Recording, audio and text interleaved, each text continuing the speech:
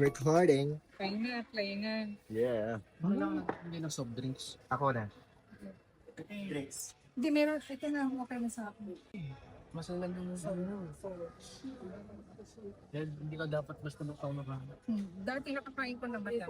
Pero nung na-diagnose na ako ng mga kinelin, hyperacidity, diba? Ang dami ng bawal.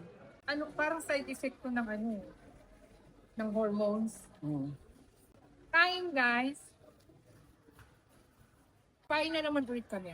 Kasi yung unang Vlog namin. yung unang kain namin sa kabilang restaurant, hindi na record.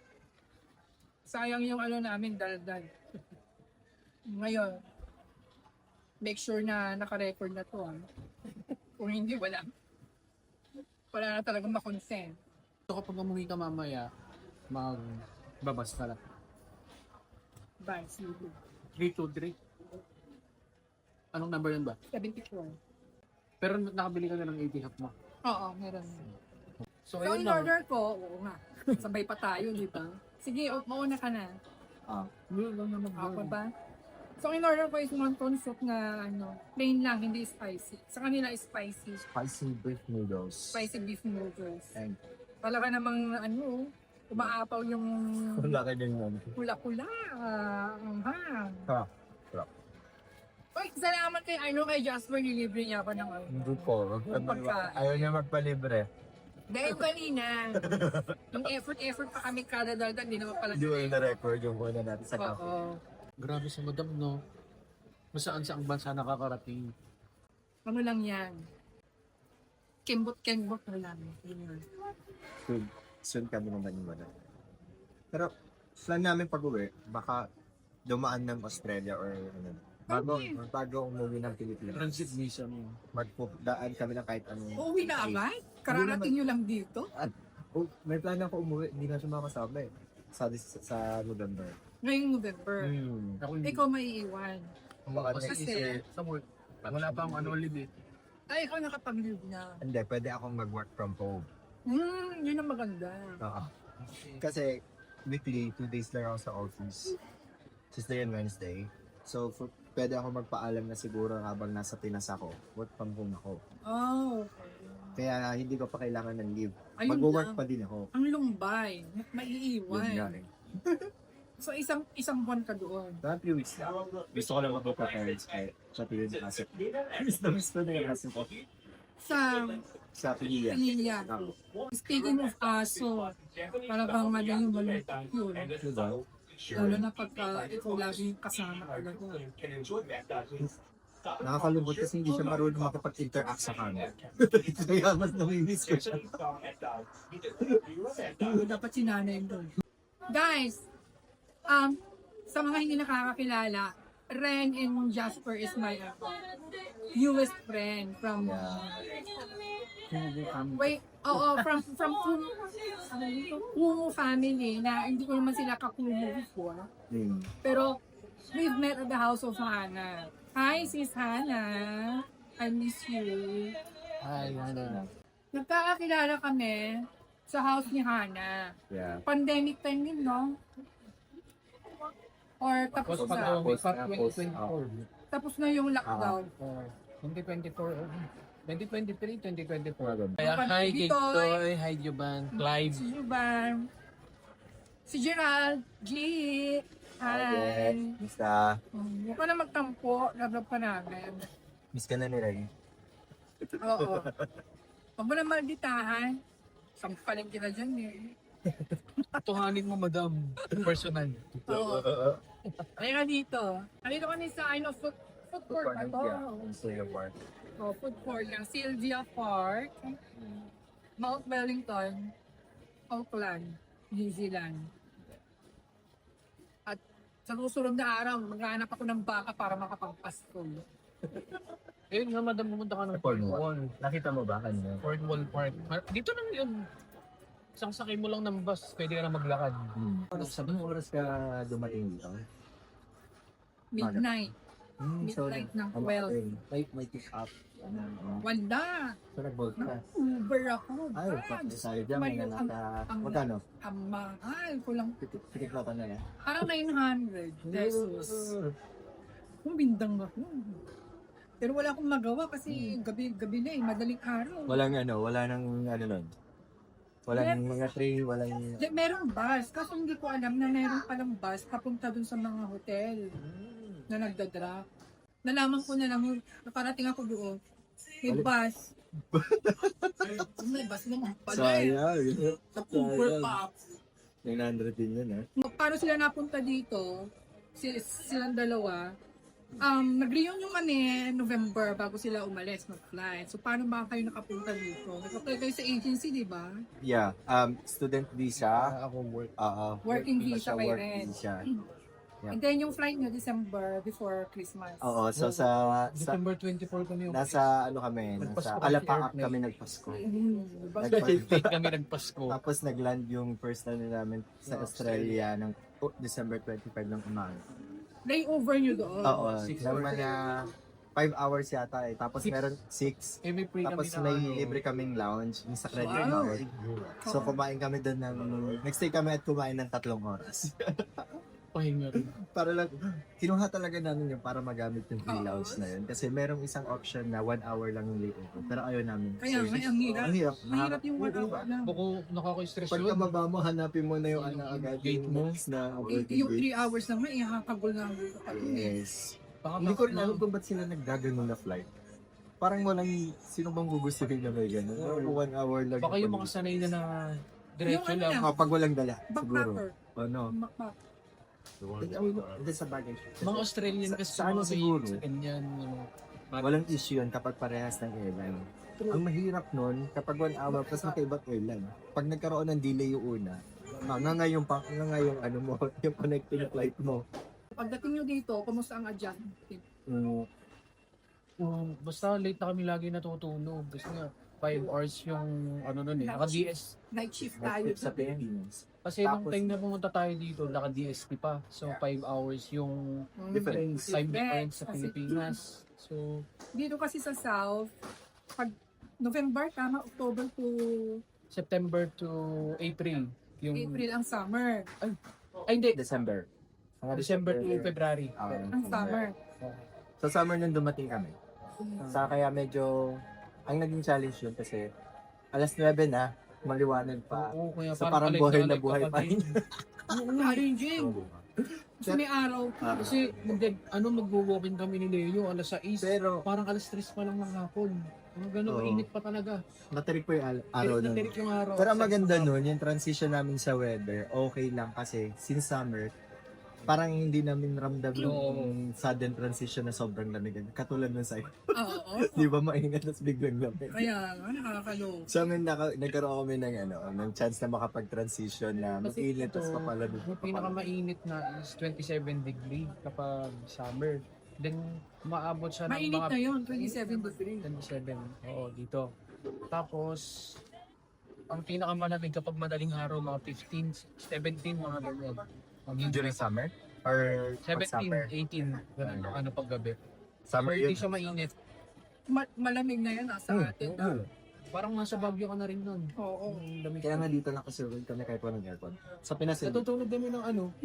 Sa Pinas, hindi pwedeng wala kaming aircon sa Pinas. Kaya pala, yung tiraan ko ngayon, walang Aircon. walang aircon. Wala rin Kwarto. electric fan. Wala. Saka ang aircon dito, dual ang purpose. Pwedeng mainit. Oh, Sa may Pinas, hindi heater. ba malamig lang? Walang Dito, heater. heater and ano eh. Pero sa Baguio, may heater. Kasi Sa kapag bagay. sobrang lamig. Oh. Ilang buwan na kayo dito? 6. Oh, hindi. Going 7. 8. Going 8 na. 8. 8 months. Sa 25. Okay naman ang buhay niyo dito. Masaya. Nakakamiss lang talaga yung family Ingay, pat. ingay ng Pilipinas. Exactly. Oo, tsaka yung kakain ka, Malungkot madaling ang araw, lalabas ka, pupunta ka ng Jollibee, yung mga tapsilogan, Ulam. Ito. Ang Pasko. yung mga lumihan.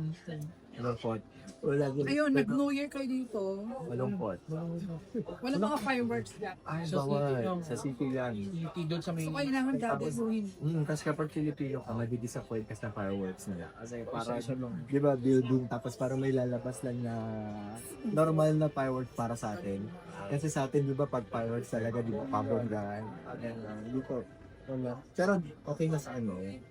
Masaya na sila doon. Marami Sa Sky tumatambay sa city na. Sa Sky Tower, doon sila nagpapakayo. Ah. Sky Tower. Eh, dapat yung premyo doon, boss. Ayaw nyo ba ito kasi nga, after nga nun, para may nabasa pa sa social media na parang at gusto na nilang ipatanggal pa ganun, Parang mga pag ganun mga firework animal. display. Parang, siguro, tapos inaano nila nga yung mga animals. Baka mabula po. Oo, yun. Pero parang ayaw, ewan ko, ayaw nila na maingay.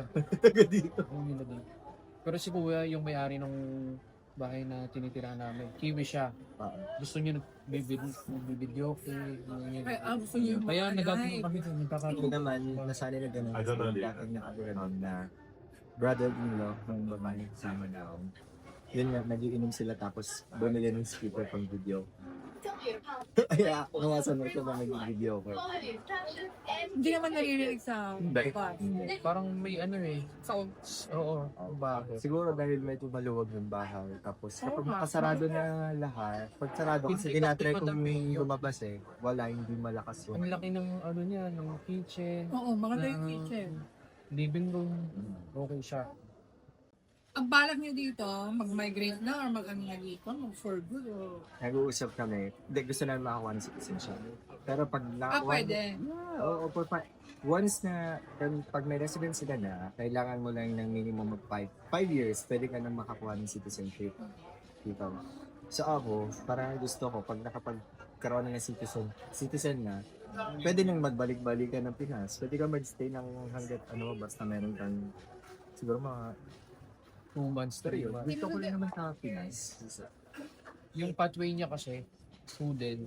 So, after ng study niya, may chance siya na, ano na, Residency. Oo, residency. Kailangan niya lang makakaroon ng accredited employer. Tsaka, Yung median re- wage. Oo, yung residency na yun, pwede ka mag-New Zealand passport or... Hindi ba? Magiging New Zealand passport yan kapag citizen ka. After Kasi- 5 years pa. Pag may residency ka, 2 years, after 2 years, pwede ka ng permanent residency. PR naman. Permanent residency. Tatlong stage yan eh. Residency, Tapos next up, resident, PR, PR, tapos citizenship. 5 years yun, 5 years. In total, 5 years. Oo. 2 years, 2 years. Ay tama, 2 years 2 na years, 3 resident. years. Tapos 3 years na PR. Pero optional yun. Meron dito na nag-PR sila, pero never silang kumukuha ng citizenship. May gano'n, may mga gano'n. Depende rin siguro sa lahat. Kasi may mga kawat ako na gano'n na PR lang, pero Pero ayaw mo nila. kasing maging mag-apply ng PR. Diretso mo na siya. 4 years, 5 years kang residente lang. Tapos diretso na ng citizenship. Citizenship. Pwede So, yun. yung 5 years na yon, pwede kang lumabas ng bansa. Ay hindi. Na. Kailangan dito lang. Na-remove condition. Kapag naka-residency ka, ang residency kasi, pwede siyang, wala siyang validity. 2 years. Kahit gano'ng katagal yan. Hindi, Oo. ang may validity or may expiration lang din, yung travel condition mo. So kung naka-resident ka lang, after 2 years, Hindi ka na pwedeng hindi ka na pwedeng lumabas ng NZ hanggat hindi ka nag-PPR or citizen. Kasi once na lumabas ka, mag-residente ka lang after 2 years, Para kapapasok. mag-reset. Hindi reset. Oo, paso talaga. Mawawala yung residency mo. Kapag Pero pwedeng umulit. Hindi ko alam. Pero kailangan mo naman ulit yata Mag-apply ano yung mo. Application. ma-meet yung requirement siguro nila. Another. So kung talagang gusto mong pwede kang makalabas na bus, 2 years dapat mag-PR ka. Kapag PR ka na, pwede ka na talagang labas-pasok na ano. Tapos sa isip, kapag mag-a-apply ka ng ng citizenship, meron yung kaso lang number of days dapat na nag-stay ka for a year. Minimum, mga 180 plus. Oo. Well, which is Parang like everyone half year lang. At least nag-stay ka ng mga 6 months per year. Oo. Siyempre, Bakit inaisipang New Zealand? work-life balance, dream country. Walang ahas dito. Sabi na like, Walang crocodile. pero yun, Hindi, honestly. hindi. Sa zoo siguro. Ay, yung ahas, Ahas, wala. Walang ahas dito. Walang Nagkakaroon din ng ahas dito. Galing yan sa ibang lugar talaga. Tapos, Parang alam ko na, nagpa-migrate. inaalis din nila. Migratory. Pero ano ko talaga to, dapat ang option namin, Australia. Saka, Doon maraming Exit. ahas. Oo. Ito yung marami talaga. Australia kasi mas malapit tayo sa Pinas. At saka mas mura pa masahe. Yeah, di ba? Siyempre, Sepak lang. Sepak lang, di ba? Yes. Na dito wala tayo. akong kwento. Malayo. Kaso, ang ano na advantage dito kayo mas nagustuhan mo weather. Perfect yung weather na parang siya. Hindi siya tulad ng mga Sobrang Kapag summer talaga, tumataging na 40. dito sa Queensland, mainit pero hindi yung talagang katulad sa akin Wala. magtatagal. Hindi siya humid. Dito kahit summer parang yung experience ko lang paalam ko lagi. Parang mainit siya pero kapag yung hangin niya malamig, so parang hindi mo Okay, so yun yung gusto mo, yung weather. para yung one word may balance. Kasi stress talaga ang work sa Queens. Okay, kahit saan naman stress, pero pagpapaka-stress pa rin lang naman. Doon na sa travel paid. Pero kasi dito, yung mga ka-work ko, di ba 9 to 5 kami. Talagang ano sila, hindi sila yung tipong mag-extend ng 5 p.m. Talagang parang on the talaga sila. Parang 4 pa lang nagpo-cool down na sila pa getting ready para sa 5. Well, hindi lang naman dito. Kahit sa Sa ibang ibang bansa, sa atin kasi talaga, iba. kilala kasi tayong Pilipino na workaholic, Hindi, wait. na hardworking. Yan ang problema sa atin mga Pilipino. Kasi kapag hindi kasali sa kontrata, sinasama nyo. Kumbaga kung hindi kasali yung paglilinis, pagwawalis, nagwawalis kayo. Ganun dyan sa ibang bansa. Kaya gustong-gusto ng mga ibang lahi na tayo yung kunin magtrabaho kasi nga hindi kasali sa kontrata Ginagawa. na mo. Parang sipag na sipag. Yes. Which is sa kanila, kung ano lang yung nasa kontrata, yun ang gagawin niya. Wala yan sa job description ko, hindi ko problema. Yung job description. So parang awan yun ng mga Pinoy, wag naman magpakitang gilas ang malala. Galing din. Kasi tingnan nyo, naging slaves tuloy tayo. Barbie. Hindi, wag nyo naman masamayan na. Hmm. Tingin ko lang yun, pero yun ang nakikita ko. Pero in terms of naman, gusto nila siguro yung part na yan na take advantage. Pero one thing na gusto nila sa Marami. Filipino, Masipag. masipag. Alam na sobrang. I mean, yung nasobrahan sa kitang gilas.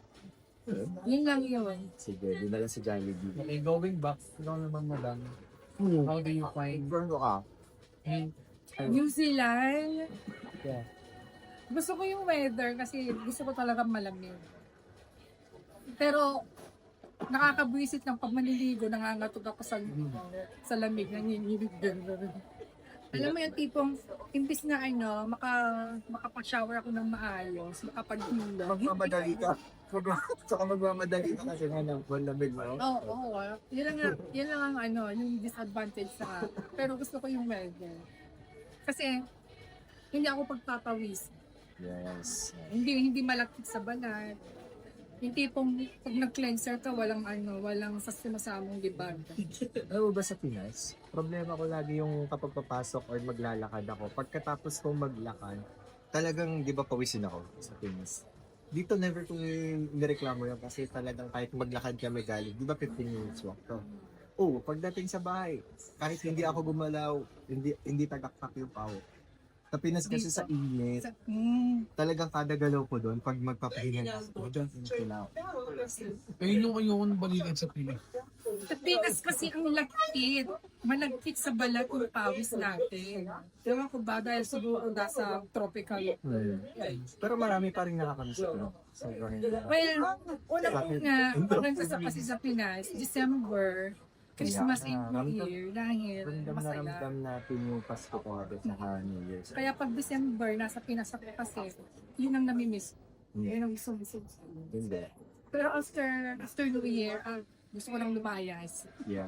Sa atin kasi talagang mararamdaman yung spirit of Christmas kasi Oh. yung sa mall, decorations. So yun yung gusto kong pinaka-season ng sa Philippines. Kasi parang feeling mo yung mga tao mapagmahal. Tsaka galante, mapera. Excited kasi lahat. Yun lang ang gusto ko sa Pinas, December, January, February. Malamig. Mm. 3 months na, 3 months, 2 months malamig. Oo, ganyan. After that, wala na. Sobrang init na ulit kasi summer. Biyernes Santo na lahat. Buong taon. Ayun na naman. Very Very record. Ano pa ba? Sa ngayon, hindi ko pa masasabi lahat kung ano yung talagang na-found out ko dito. Kasi ilang days pa lang ako dito. Ayun lang. Akala mo Culture shock super- lang. Culture shock lang sa akin kasi nga, muntik na akong mahablutan ng bag. Kagabi. Buka ka daw kasing madam na madam eh. Mukhang Ah, maraming ano, naman ah. yung bag niyo.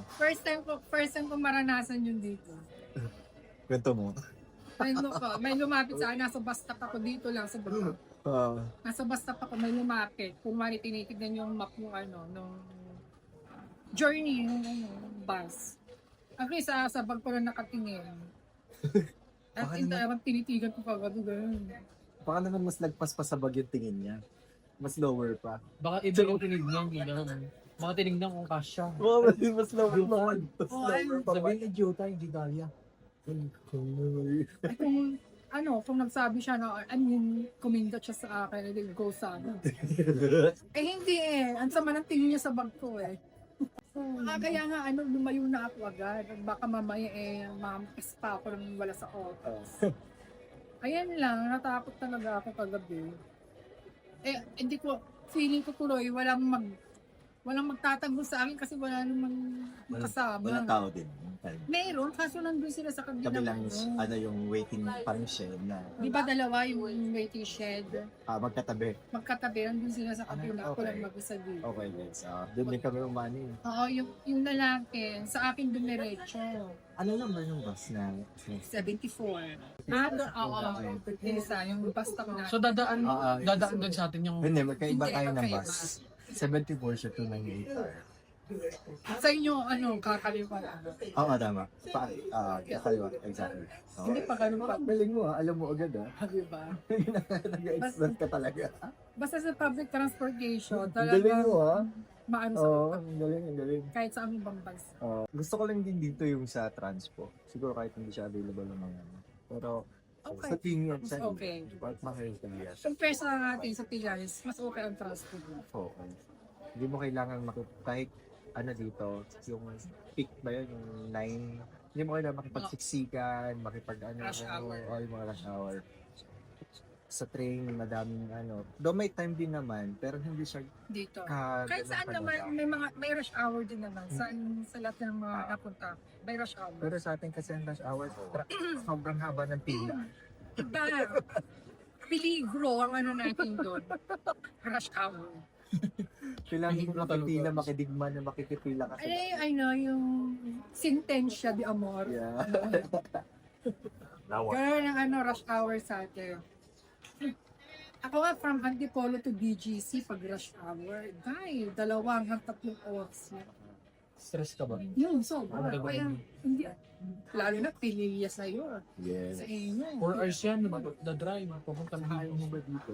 Sa kanila, ano man na ang pasensya nila sa pagdadrive dito. Hindi sila pwedeng dali sa Pilipinas. Kasi diba sa Pilipinas sobrang traffic.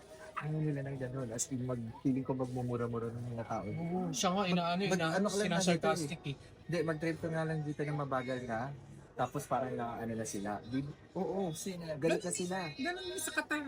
Oo, Sa Middle tapos East. ang traffic lang dito, yung katulad sa atin na traffic na sa kanila yon, yung halimbawa, ang usual travel time mo 35 minutes lang. Tapos kapag rush hour, magiging mga 45 to 1 hour.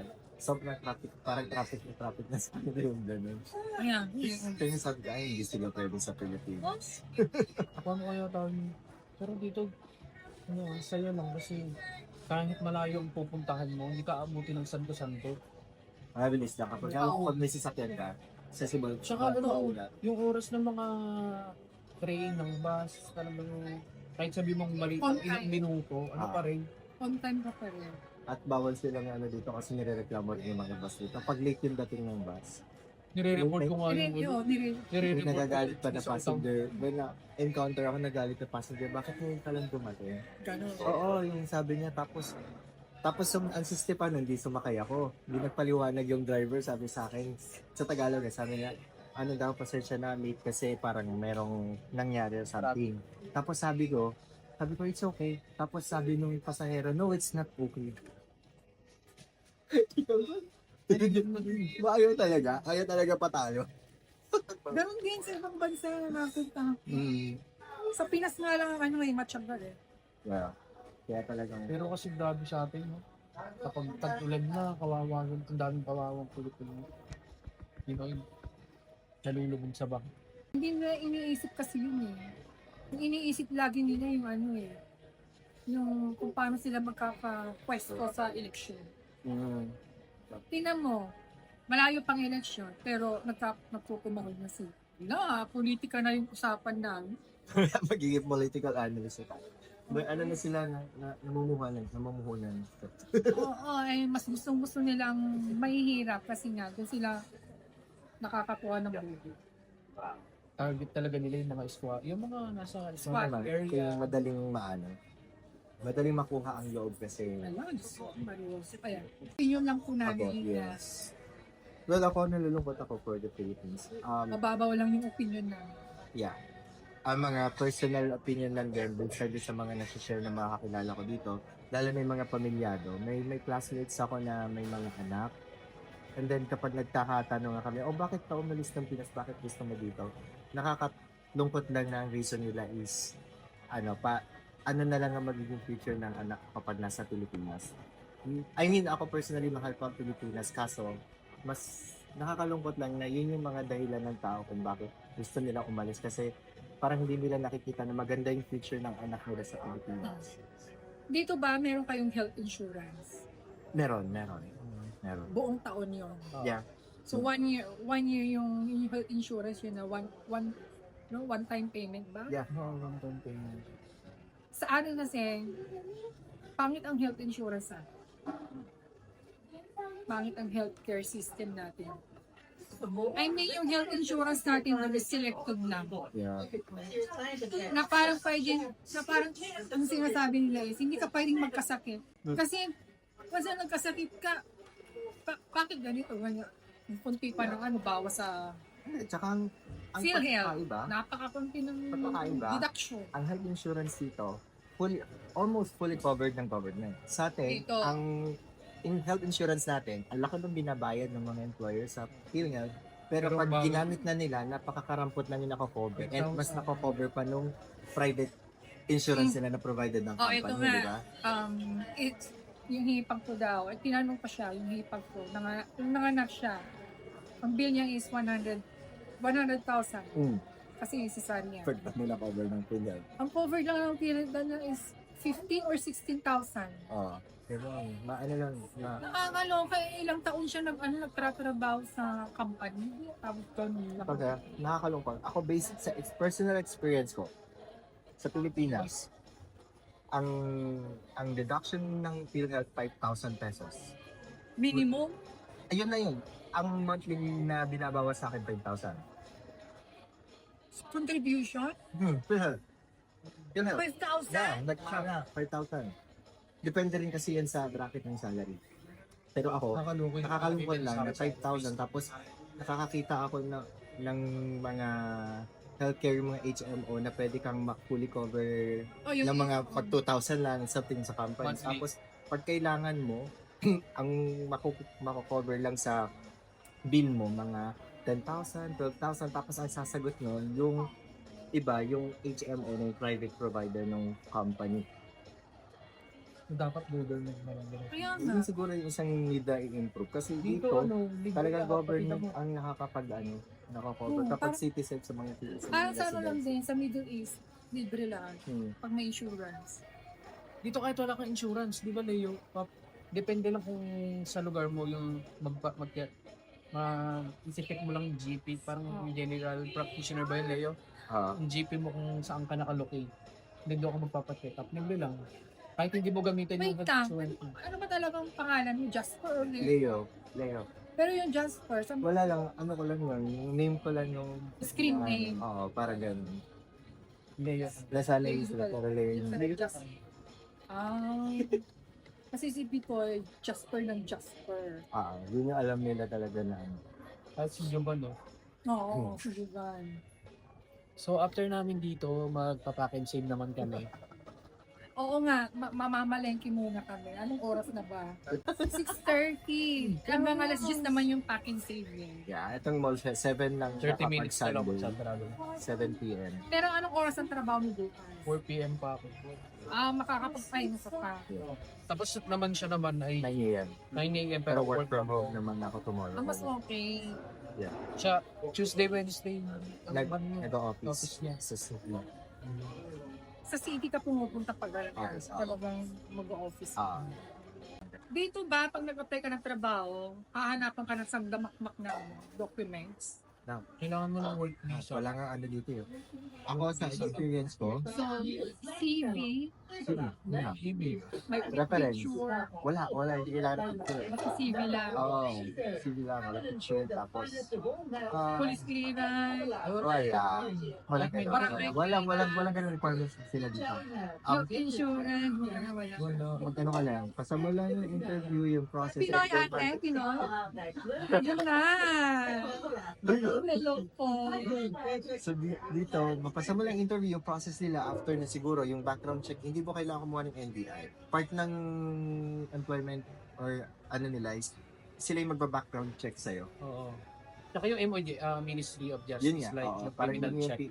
pero hindi mo kailangan kumuha ng Fill out ka ng nila. form, tapos sila mismo ang magsasabi. Kasi naka-database na yung mga informations Oo, nila ng bawat centralized. tao dito. Nasa database. Sana ganun na lang din sa atin, di ba? Hindi eh. Kailangan mo lagi kumuha ng Sandamakmak eh. kailangan mo lagi kumuha ng NBI kapag 6 months something NBI na lang. Dishwasher na nga lang ha-applyan mo. Sandamakmak pa ng dokumento. O, di ba? Doon ka nanghalan sa may potato something na ano, kailangan Potato corner. Kailangan may barangay clearance, may health clearance, kinini, ang dami-dami. NBI. Kaya, Dito yung walang ganun. Dito ma'am, CD lang. Oo, Tawa-tawa si Madam mo. Minsan nga, ano lang, usap lang eh. Oh, di ba po? Kami Oo. dito, wala na kami ni Oo, Basta pumapaka, kaya Dito lang kayo kaya sa mo yung New work. Zealand. Ganun. Basta kaya mo. Hindi po. Hello daw po Hello, sa madam. mga. Sorry, hello. Ano Huwag na kayong umuwi sa atin. Uuwi kami for vacation siguro. Vacation, oo, mas okay. Sa Lalo na July pagka- next year uwi ako. Sana magkaroon pa rin ng magandang future of Philippines. Mahal ka ng iba't ibang level lang talaga siya. Kaya dapat makapasok tayo sa college. Yeah. Kailangan talaga mapakaano na. Para yung mga Lumala pa yung natin. Ano ba yan? Ang grabe!